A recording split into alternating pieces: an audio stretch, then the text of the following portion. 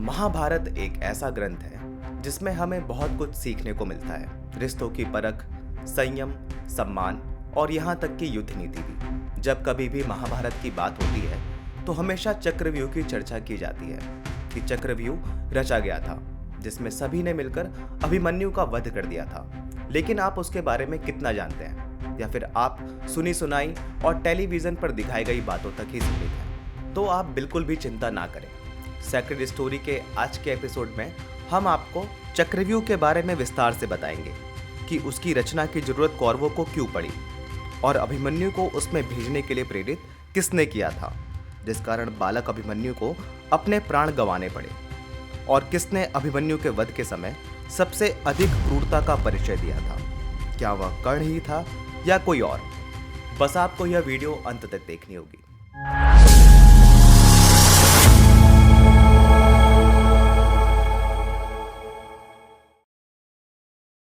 महाभारत युद्ध के दौरान जब पितामह भीष्म को अर्जुन ने शिखंडी को आगे करके बाणों की शैया पर लिटाकर युद्ध से बाहर कर दिया था तो पांडव सेना बहुत प्रसन्न हुई थी, क्योंकि वह एक ऐसे योद्धा थे जो प्रतिदिन हजारों की संख्या में पांडव सेना को समाप्त कर रहे थे। और जिधर भी भीष्म पितामह अपना मुख करते थे वहां सेना को सिर्फ मृत्यु ही दिखाई पड़ती थी। जहां एक और पांडव सेना भीष्म पितामह के युद्ध मैदान से बाहर होने से प्रसन्न दिखाई पड़ रही थी, वहीं दूसरी ओर कौरव सेना का मनोबल टूट गया था। परंतु कर्ण के युद्ध मैदान में आगमन की सूचना से कौरव सेना में एक नई जान आ गई थी। पितामह के जाने के पश्चात दुर्योधन ने सेना का सेनापति अब गुरु द्रोण को नियुक्त कर दिया था, और उसने गुरु द्रोण से युधिष्ठिर को जीवित पकड़ने का अनुरोध किया ताकि उसको बंदी बनाकर युद्ध को जल्द से जल्द जीता जा सके, या फिर एक बार फिर से युधिष्ठिर को पासों का खेल खेलने के लिए राजी करके फिर से 13 वर्षों के वनवास पर भेजा जा सके। जीवित इसलिए भी, यदि युधिष्ठिर मारे जाते हैं तो बाकी बचे पांडव उनकी मृत्यु का बदला अवश्य लेंगे, और उनमें से कोई भी पासों का खेल खेलने के लिए राजी नहीं होगा। जिसके लिए गुरु द्रोण ने दुर्योधन से कहा कि यदि कल युद्ध के मैदान में तुम किसी तरह अर्जुन को युधिष्ठिर से दूर रखने में सफल हो जाते हो तो फिर युधिष्ठिर को बंदी मान सकते हो, क्योंकि अर्जुन उग्र रूप में है और उग्र अर्जुन को स्वयं इंद्र भी परास्त नहीं कर सकते। युद्ध के 11वें दिन गुरु द्रोण ने सेनापति के रूप में युद्ध प्रारंभ किया, और वह युद्ध बहुत भयानक हुआ था। हालांकि युधिष्ठिर को बंदी नहीं बनाया जा सका, क्योंकि कर्ण सहित कोई भी कौरव योद्धा अर्जुन को रोकने या फिर युधिष्ठिर से दूर करने में सक्षम नहीं हो सका था, जिसके कारण दुर्योधन तिरमिला गया था। जिसके बाद 12वें दिन एक बार फिर से गुरु द्रोण ने युधिष्ठिर को बंदी बनाने की योजना बनाई, जिसके लिए उन्होंने त्रिगर्त के राजा सुशर्मा सहित संशपतकों को अर्जुन और श्री कृष्ण को दूर रखने का आदेश दिया। 12वें दिन युद्ध के मैदान में जैसे ही अर्जुन ने प्रवेश किया तो सुशर्मा सहित संशपतकों ने अर्जुन को चुनौती दी। अर्जुन का नियम था कि अगर कोई उन्हें चुनौती देता था तो वह पीछे नहीं हटते थे, जिस कारण वह युधिष्ठिर की सुरक्षा में पांचाल राजकुमार सत्यजीत को नियुक्त करके संशपतकों के पीछे चले गए। जब अर्जुन संशपतकों से युद्ध कर रहे थे तब गुरु द्रोण ने प्रगज्योतिष के राजा भगदत्त के साथ मिलकर पांडव सेना पर आक्रमण कर दिया। अर्जुन के अभाव में भीम भगदत्त से युद्ध कर रहे थे और उसे रोकने का प्रयास कर रहे थे। पांचाल राजकुमार सत्यजीत गुरु द्रोण को रोकने का प्रयास कर रहे थे, लेकिन वह गुरु द्रोण के समक्ष ज्यादा देर तक नहीं रुक सके। सत्यजीत ने अपने आखिरी क्षण तक युधिष्ठिर की रक्षा करते हुए वीरता से युद्ध किया, परंतु द्रोण ने उसका सिर धड़ से अलग कर दिया। दूसरी ओर चुनौती स्वीकार कर अर्जुन ने संशपतकों को अपने बाणों के बल पर पीछे हटने पर मजबूर कर दिया और भीम की सहायता के लिए वापस उनके पास आ गए। अर्जुन को अपनी ओर आता देख राजा भगदत्त ने अर्जुन की ओर वैष्णवास्त्र छोड़ दिया, लेकिन बड़ी चतुराई से श्री कृष्ण ने वह वार अपने ऊपर ले लिया और अर्जुन को उस घातक वार से बचा लिया।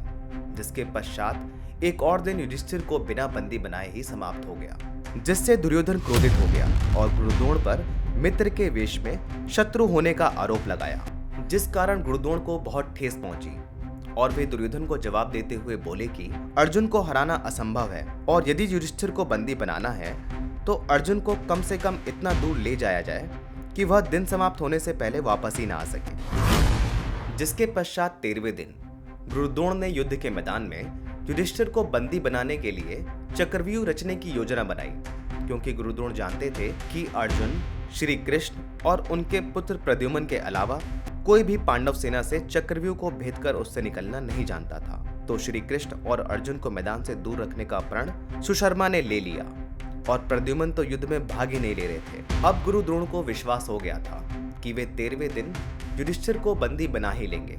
13वें दिन युद्ध के मैदान में गुरु द्रोण द्वारा चक्रव्यूह की योजना से अनजान अर्जुन सुशर्मा की चुनौती स्वीकार कर उनके पीछे चल दिए और भीम सहित बाकी योद्धाओं को युधिष्ठिर की सुरक्षा के लिए नियुक्त कर दिया।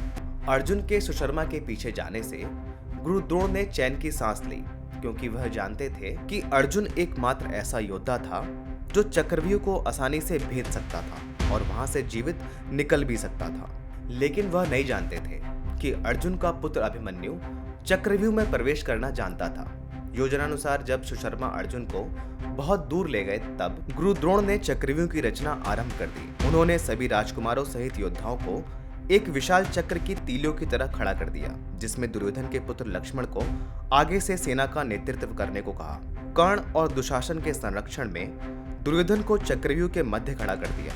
द्रोणाचार्य और जयद्रथ स्वयं सामने से सेना की कमान संभाल रहे थे। जयद्रथ की एक ओर अश्वत्थामा थे तो दूसरी ओर 30 कौरव भाइयों सहित भूरिश्रवा और शकुनी थे।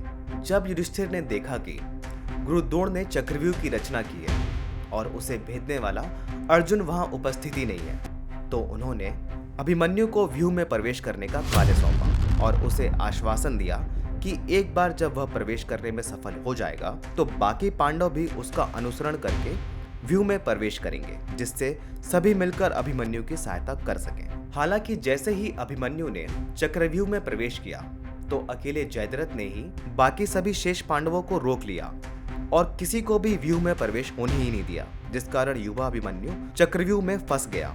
क्योंकि वह चक्रव्यूह में प्रवेश करना तो भली भांति जानता था, लेकिन उसे चक्रव्यूह से निकलना नहीं आता था। लेकिन फिर भी चक्रव्यूह में फंसा हुआ अभिमन्यु स्वयं शिव पुत्र कार्तिकेय की तरह युद्ध कर रहा था। कोई भी कौरव योद्धा अकेला द्वंद्व युद्ध में उसका सामना तक नहीं कर पा रहा था और वह कौरव सेना पर आग की तरह बरस रहा था। आखिर में उस किशोर योद्धा का अनैतिक रूप से गुरु द्रोण और कर्ण सहित 6 योद्धाओं ने मिलकर वध कर दिया। जिस समय सभी 6 योद्धाओं ने मिलकर मारा था उस समय वह निहत्था था। फिर भी कर्ण और गुरु द्रोण सहित किसी ने भी उस पर दया नहीं दिखाई। अर्जुन ने जब अपने पुत्र की ऐसी निर्मम हत्या के बारे में सुना तो वह बहुत दुखी हो गए थे, जिसके बाद ही उन्होंने क्रोध में आकर जयद्रथ का वध करने का प्रण लिया था, जिसकी एक डिटेल्ड वीडियो हमने बनाई हुई है, जिसे आप इस लिंक पर क्लिक करके देख सकते हैं। अगर आपको यह वीडियो पसंद आई है तो अपने दोस्तों व परिवार के साथ जरूर शेयर करें। अगर आपने अभी तक हमारा चैनल सब्सक्राइब नहीं किया है तो प्लीज कर लें। धन्यवाद।